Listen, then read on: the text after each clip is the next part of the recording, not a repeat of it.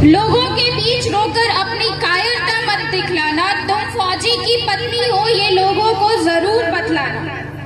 जानता हूँ नए किरदारों में ढलना आसान नहीं होगा, जानता हूँ नए किरदारों में ढलना आसान नहीं होगा, पर तुम्हें माँ से पिता बनकर, बहू से बेटा बनकर रिश्तों को संवारना होगा। जब कभी आसान ना हो मेरी यादों के भंवर से निकलना, खुद को आईने में देखकर संवर लेना। आंगन से लगे मोगरे की टहनियों को हिला देना, फूल बनकर बरस जाऊंगा, अपने गीले बालों को झटक देना, बूंदों सा समा जाऊंगा।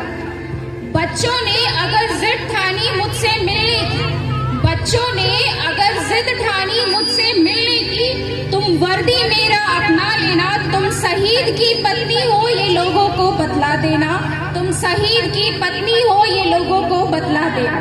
धन्यवाद।